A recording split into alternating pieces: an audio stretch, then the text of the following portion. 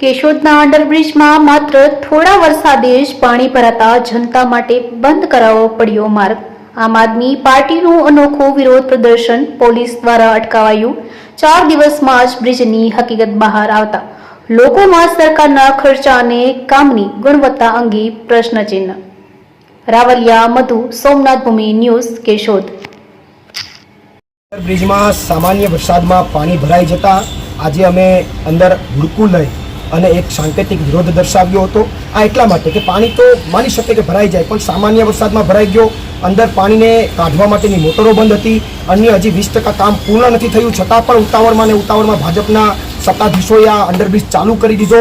અને એટલા માટે કેશોદના લોકોને 4 વર્ષ થયા છતાં હજુ અંડરબ્રિજમાંથી પરેશાન થઈ રહ્યા હતા। ફરીથી પાણી ભરાઈ જતા કેશોદના લોકોને પરેશાની થતા અમે આમ આદમી પાર્ટીના તમામ લોકોએ, મારી સાથે પિયુષભાઈ પરમાર, અમારે શહેર પ્રમુખ રાકેશભાઈ, પ્રવીણભાઈ પટેલ, બાલુબાપા, કિશોરભાઈ, તમામ લોકો આગેવાનો તમામ સાથે મળી અને અમે અહીંયા જે હુડકોભાઈ બાલાભાઈ તમામ લોકોએ હુડકામાં બેસી અને એક સાંકેતિક વિરોધ દર્શાવ્યો અને એક પ્રશાસનને અને ભાજપને એક અમે સંકેત આપ્યો કે હવે અહીંયાથી તમે આ બીજું કંઈ ન કરી શકતા હોય તો એક હુડકું રાખી દો અને અહીંયાથી લોકોને અવરજવર માટેનો એક અહીંયાથી તમે આયોજન કરો, એના માટેનો એક સાંકેતિક વિરોધ હતો। આ સાંકેતિક વિરોધની અંદર પોલીસ પ્રશાસને પણ અમને આવી અને અહીંયા પોલીસ સ્ટેશને લઈ આવ્યા છે। અત્યારે હાલ અમારી અટક કરવામાં આવી છે।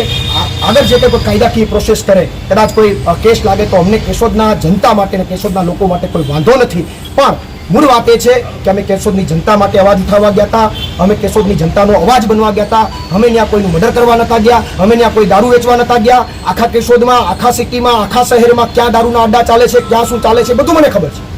તો જ્યારે કેશોદની જનતા માટે અવાજ ઉઠાવીએ છીએ ત્યારે જો કદાચ અમારી સાથે કોઈ અવ્યવહારિક વર્તન કરવામાં આવે, અમારું બધું તૂટી ગયું છે, ટી-શર્ટ બીશર્ટ બધું તોડી નાખ્યું છે, તો કોઈ વાંધો નહીં, જનતા માટે લડવા અમને કાંઈ વાંધો નથી। પણ આવનારા દિવસોની અંદર વ્યવહારિક રીતે પોલીસ એનું કામ કરે નથી, વાંધો નથી, પણ અવ્યવહારિક રીતે કામ થશે તો આવનારા સમયમાં વિસ્તારમાં શું ચાલે છે ગેરકાયદેસર, ક્યાં હપ્તા ઉઘરાવાય છે, બધી અમને ખબર છે અને આવનારા સમયમાં એમાં પણ ખુલ્લા કરશું, કારણ કે અમે ડરતા નથી, ડરવાની ડિક્શનરીમાં નથી। અમે 2015થી લડતા આવ્યા છે અને લડતા રહીશું। અને કેશોદની જનતા માટે હજુ પણ અંડરબ્રિજ છે, જે વચ્ચે ડિવાઈડરનો પ્રશ્ન છે, તમામ પ્રશ્નો માટે પ્રવીણ રામ અને આમ આદમી પાર્ટી લડતી છે। આભાર। પ્રવીણ રામ, પ્રદેશ ફ્રન્ટલ અધ્યક્ષ, આમ આદમી પાર્ટી।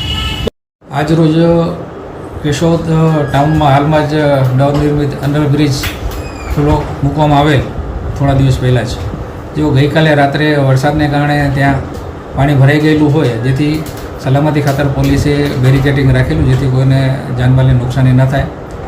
પરંતુ આપના શ્રી પ્રવીણભાઈ રામ તેમજ અન્ય કાર્યકરોએ આજે પોતાનો વિરોધ દર્શાવવા માટે ત્યાં હોડી લાવી અને પ્રવેશ કરી અને ત્યાંથી વિરોધ કરવાની કરતાં પોલીસ તાત્કાલિક ત્યાં પહોંચી ગઈ ઘટના સ્થળે અને